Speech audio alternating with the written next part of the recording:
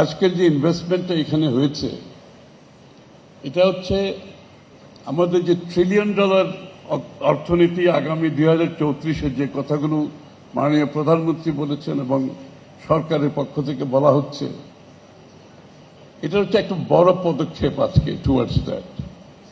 এটা আরো একটা বড় পদক্ষেপ যে আমরা 1 কোটি চাকরির কথা বলেছি, এখানে 1 লক্ষের অধিক লোক চাকরি করবে।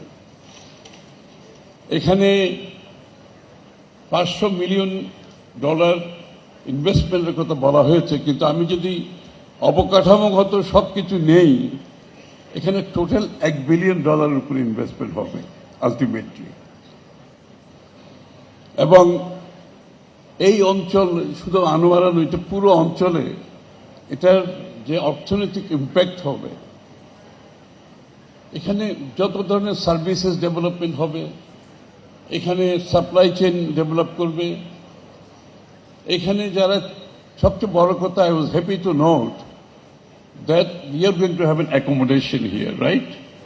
We are going to have accommodation, which is vital. Because if we do not have an accommodation, it becomes a slump, as you have seen in Dhaka, IPs and elsewhere.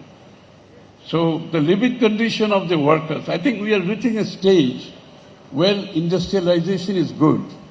But with that, our living condition of our workers has to go up. With that, environmental considerations has to be met. So our biodiversity is not lost. So I'm sure Chinese investment in Bangladesh has taken care of all that. আমরা যে বিনিয়োগ করছি এখানে, এই বিনিয়োগের সাথে সাথে আমাদের চাকরি হবে, ব্যবসা হবে, আমাদের জিডিপি গ্রোথ হবে, আমাদের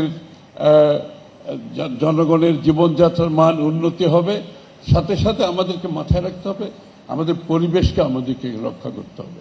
আর এখানে যেটা শ্রমিকদের জন্য বাসস্থানের ব্যবস্থা করা হয়েছে, এটা খুব ভালো খবর।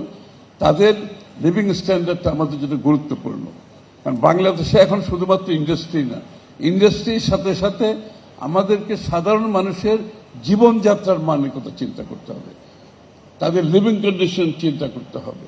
সুতরাং আজকে আমরা ইনশাআল্লাহ আমরা ওই জায়গায় যাচ্ছি, আমরা আজকে ওয়েলফেয়ার স্টেটের দিকে যাচ্ছি, কারণ আমরা ওই জায়গায় পৌঁছেছি ইনশাআল্লাহ। এবং সাধারণ মানুষের ওয়েলফেয়ার, শ্রমিকদের ওয়েলফেয়ার সব মাথায় রেখে আমাদেরকে বিনিয়োগ করতে হবে, পরিবেশের কে মাথায় রাখতে হবে। আমাদের জীবন জীবিকা সবাই যদি বেঁচে থাকতে হয়, আমাদের বায়োডাইভার্সিটি যদি রক্ষা করতে হয়, এগুলো সব মাথায় রেখে আমাদেরকে বিনিয়োগ করতে হবে। I am glad that Chinese investment has taken into account the biodiversity, the environment, and the living standard of the workers. So I think, thank you very much. It's a great partnership.